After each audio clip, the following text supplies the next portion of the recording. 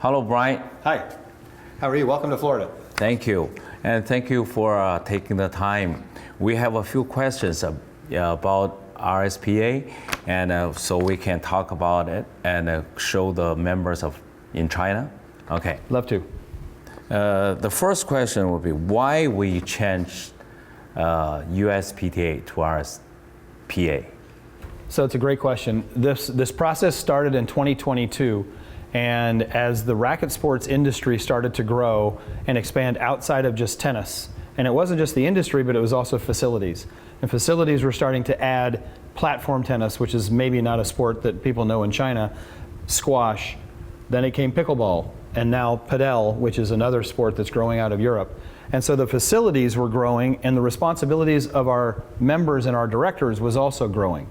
And so as we looked at that and the landscape of what the future of the racket sports industry looked like, or even what the future facility looked like, we thought it was time to really brand our association for the next 100 years. I mean, even the facility right behind us, the USTA National Campus, has 90 tennis courts, 16 pickleball courts, and 4 padel courts. Okay. That is the racket sports facility of the future. Okay. And then I think from the last point is for careers and for new job opportunities, we had to present and create a platform that our members could learn and expand their careers outside of just tennis or just pickle or just padel. And so by creating the Racket Sports Professionals Association, we are now creating a platform where our coaches can learn more about all racket sports, but also improve their professional development on and off the court. Brian, what do you think about China? Is because Zheng Qinwen won the gold medal Olympics, and we have Li Na before won 2 Grand Slams. So China right now, I believe, is tennis really good sports and it's booming everywhere. It's hard to get a tennis court. So what about U.S.? What do you think the recently U.S. tennis? U.S. tennis is also having a boom, not only from a participation standpoint. As a matter of fact, the number of participants grew another 1.2 million last year to over 25 million players. But it's the most Americans you've seen in the top 20, both men and women. And you've got some Grand Slam champions. You've also got some up-and-comers and some rising stars. I think tennis has never been better. The product on the court, the matches you watch, whether it's men, WTA Tour, or the ATP Tour, it's spectacular right now. Okay. Okay, there's many famous coach from USPTA before. Now we still have working with them. Can you name a few? Sure. So the history of the USPTA started in 1927, and actually the USPTA invented the idea of certified coaches. And so from that time forward, we've had some of the greatest of all time, like Vic Braden, Nick Bollettieri, Dennis Vandermeer, and all of those of the like. And even today, we still have Chris Evert, Gigi Fernandez, and some of the greatest coaches ever. And what's interesting is, not only do we have top name coaches, but because we have so many, we have 15,000 members across the US, China, Japan, and Europe, they're all great coaches. And I think that's what brings us all together, and that's what makes the RSPA so special, is that this network of coaches that all work together to lift each other up and become better. And even your coach, Dave Porter, one of the most famous coaches who's done a lot of global travel and a lot of international coaching, is still one of our greatest coaches we've ever had. What's the difference between USPTA and now RSPA, between PTR and ITF? I think one thing that separates us is really our commitment to professional development and really being the gold standard in training coaches. As I mentioned, we were founded in 1927 and created this whole idea of coaching certification. And so by being the oldest and with the highest standards, we separate ourselves, and I believe we're the only true association that cares about the growth of our sport and the growth of our professionals' careers. And I think that's our biggest differentiation. Can you give some advice for Chinese coaches? So I think one of the biggest successes that coaches have is really connection with their players. When you can see a coach connecting with a player and the player knowing the coach really cares about them and their success, that's how you're going to get the best out of your athlete. When you talk about a player's dreams and a coach can help them get there, the player is going to be more motivated to work harder, be more focused, and listen to the coach. A coach that looks at their watch to see when the lesson's over is not a coach that cares about their student success. The next question is, we see players' improvement, but we also see coaches more around and also make improvements. So what do you think, what areas the coaches, nowadays coach are getting better, have a perform better job? I think the number one thing is you have to think in terms of how the student prepares off court as much as how they prepare on court. Sleep, nutrition, and fitness are as important as stroke production and how to play a point. I also think how to win points is becoming even more important now than how to hit a forehand and a backhand. The more the coach can show the player how to create a point, to set up a winning shot, or the ability to win the point is much more important than how they hit forehands and backhands. Then the last thing is the mental strength. The tennis is a lonely sport, and it's relying on you and you alone while you're on the court. Even if there is a coach, you have to teach and help the player be confident so that while they're playing, they can continue to improve and continue to win. The next question is, you know, we have a lot of USPTA, RSPA China division members, and there are also some are good coaches. If they come to US, any suggestions or help you can give? I think having an exchange program between the US and China would be an outstanding idea. I think coaches always love learning from people, especially from people who see things a little bit differently, whether that's on court, off court, but I think we should absolutely do something that exciting.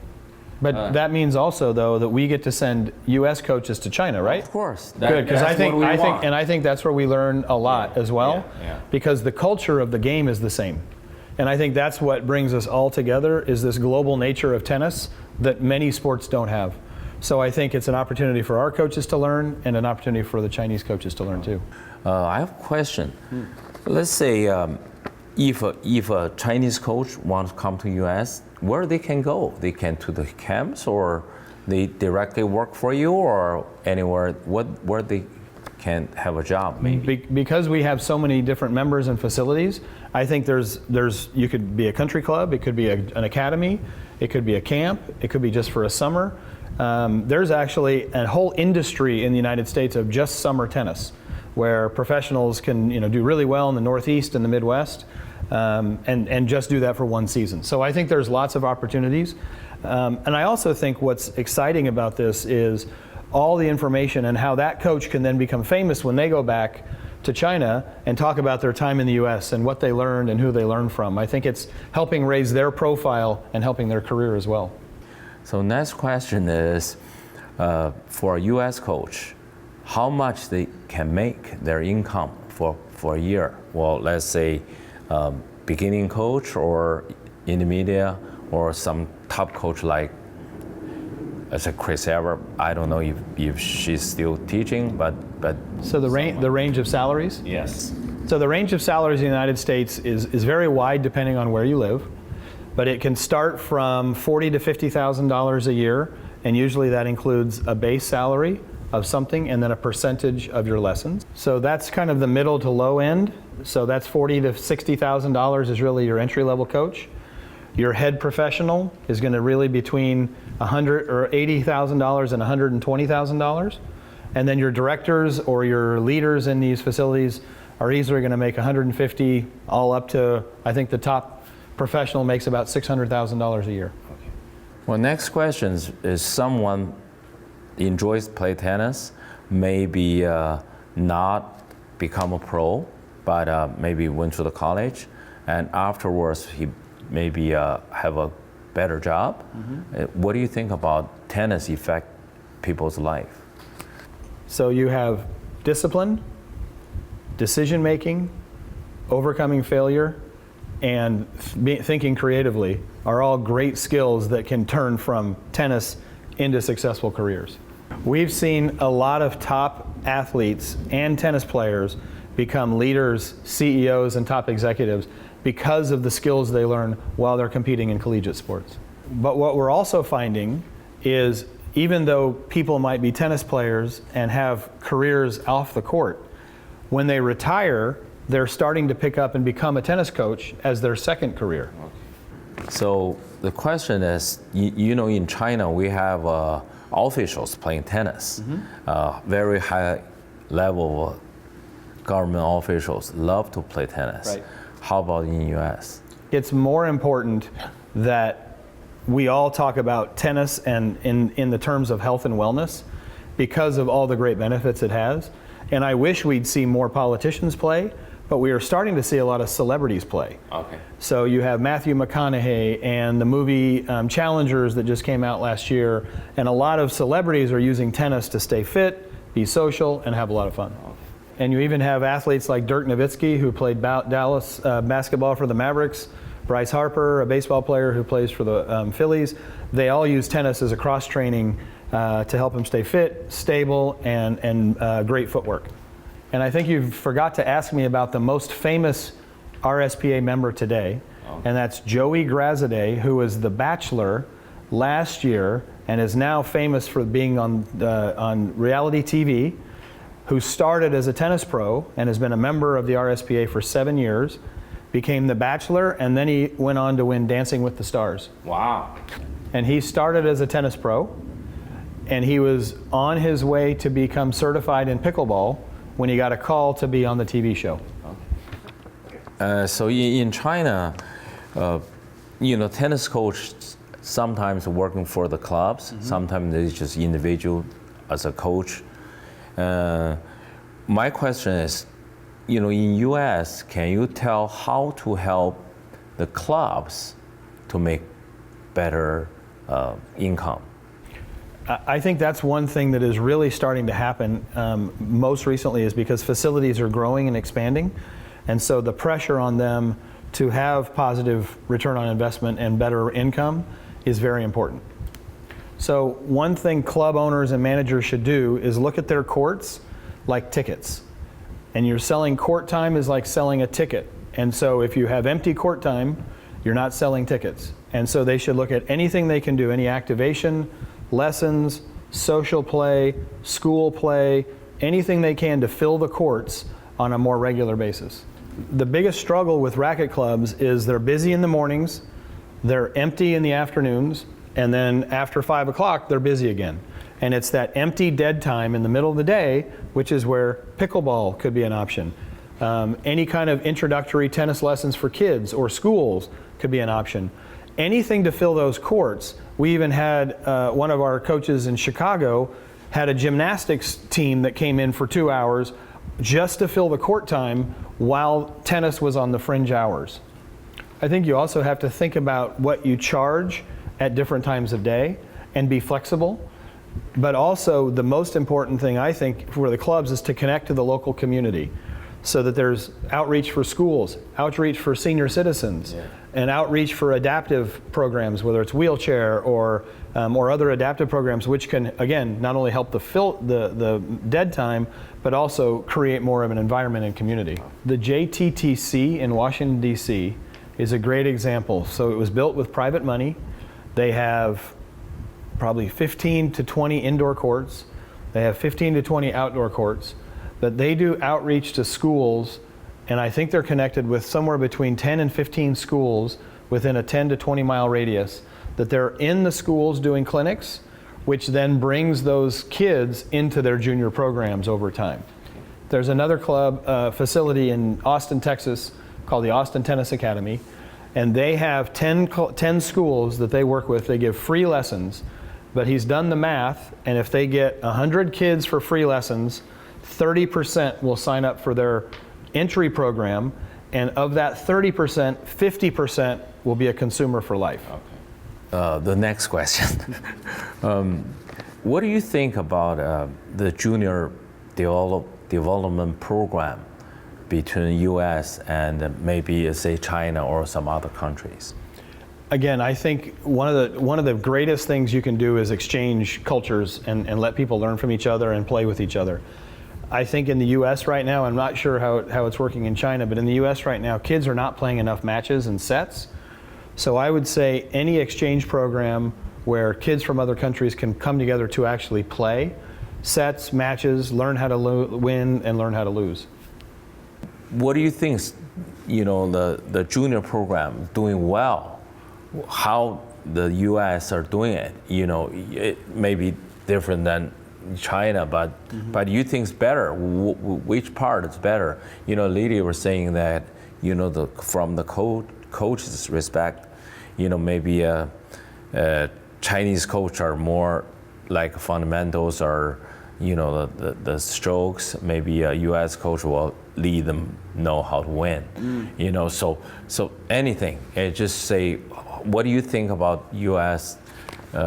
Junior program, junior development? Probably good things. Okay. Yeah. Well, I think one thing working really well with the junior programs today is you have some outstanding coaches that have been successful players, both at the collegiate and the tour level. So I think if you look at even our age, so we were both college players and have both been coaches, we can communicate the success that we had on court to our students. Okay. And they talk about 10,000 hours. And when you get 10,000 hours of anything, you become a master. Yes. And I think that's what kids in the US, based on their coaches, are getting. They're getting those 10,000 hours to become better masters of the sport. But I think on the other hand, one thing you see from some of the champions out of China is the desire. And I think sometimes the US kids have it too easy. And I think with countries like China and Russia and Eastern Europe, you get kids that are hungry. And so I think you have to match the two. There's a question about, AIs play a big part of our lives already. And how about tennis? Is already in? And what's the future? Can we beat the robot? And is that benefit for us? I think AI is on the verge of a breakthrough to really help coaches be better coaches. There's technology called swing vision, which you can put at the back of your court and watch every point, call the lines, but also help you with stroke analysis. There's another company called Sport AI out of Norway, which is taking that raw data and analyzing it against thousands and thousands of hours of other professionals, so that as a coach, you can now compare your student to a professional to show them what they need to do to improve. When someone takes a lesson from a coach, they're paying for the coach's brain, not for how they feed a ball. Coaches need to start thinking about using AI to help them use their brain to help their coaches, their players, improve. So there's a ball machine called the volleyball machine that has cameras on the front of it that record you while you're training. It's on the machine? It's on the machine. Recording me as a player. Okay. So while it's on that side of the net. So the feeding machine? The feeding machine is also now recording you. Okay. So the coach can stand next to you and coach you while the machine is doing the work, then you can analyze it later. Okay. Golf has done such a good job of using AI with TrackMan and stroke analysis and ball speed and flight path. Tennis and racket sports all need to move in that direction to use those tools to make players better. I think too many coaches look at AI and other training tools as a threat, as opposed to using them as a tool to help make their lesson experience better. A tennis coach and a padel coach and a pickleball coach, they're all in the experience business. And if the better the experience is, the more customers they'll get and the more retention they'll have and the more money they'll earn. The last question. Okay, this is for sure the last question. Okay. We're excited, learning a lot of things from RSPA, and also the job we're going back, we're teaching the coaches, educate the coaches, certify coaches, but really we want them to help the juniors, help the players in China. So my question is, can we, in the future, bring some Chinese coaches come to U.S. to have coaches against the coaches little tournament? Or more important, can we bring some juniors play the juniors in the U.S.? I think that's a great idea. I think one cool thing might be, let's bring China coaches to the U.S. Let's bring the best coaches from around the U.S. to coach both the coaches and the players at the same time. Okay. And then we go to China and do the same thing. Yes. We can even do it at Emilio Sanchez Academy in Naples, Florida. And he's another one of our famous coaches, but he could host this and he could help coach both the coaches and the players. Okay. Awesome. That's good. Thank you, thank you, thank you. Okay.